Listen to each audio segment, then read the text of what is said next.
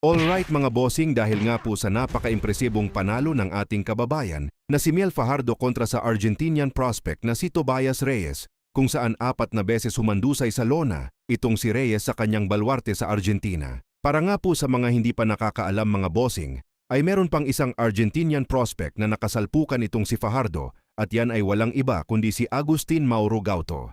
Bago sila naglaban noong taong 2022, ay isang undefeated si Gauto, may kartadang 17 wins 12 KOs, at kung si Tobias Reyes ay niligpit sa loob ng first round mga boss, itong si Mauro Gauto naman niligpit ni Fajardo sa loob ng round 2, kaya talagang tirador ng Argentinian prospect itong ating kababayan. Samantala dahil nga po sa impresibong panalo na ito ni Fajardo mga boss, siya na ang mandatory ng kasalukuyang IBF Flyweight World Champion at bata ni Koki Kameda na si Misamichi Yabuki. So makikita po natin sa kartada nitong si Yabuki mga boss na isa lang sa kanyang mga nakalaban ang nakarating sa kamay ng mga hurado, lahat pinulbos ni Yabuki sa ibabaw ng lona. Huling nakalaban nitong si Yabuki ang boxer ni Sean Gibbons na si Felix Alvarado ay winasak lang din ito ni Yabuki noong December 27, kasabayan niyan sa laban ni John Riel Cuadro alas Casimero.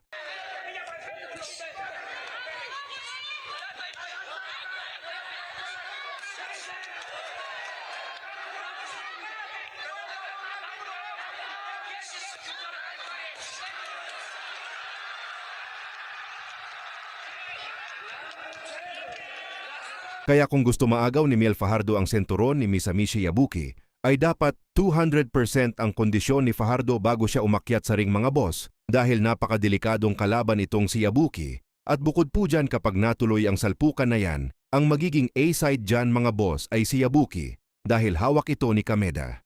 Alam naman siguro natin lahat ang ibig sabihin ng A-side at B-side mga boss, lahat ng advantage na kay Yabuki. Kaya sana mapaghandaan ito ng mabuti ni Miel Fajardo dahil minsan lang dumating ang pagkakataon na mapapalaban sa isang World Championship. Samantala sa latest post naman ng Cuadro Alas, It's My Boy FB page. Mga boss, makikita dyan na hinahainan ni Kuya Lods Jason Casimero si Cuadro Alas ng mais at saging sabay birada sa caption na kinabahan na daw sila, yan ang matindi. Bukod sa head coach, itong si Jason Casimero siya rin ang conditioning coach ng kanyang kapatid kaya ang tawag John Paldo.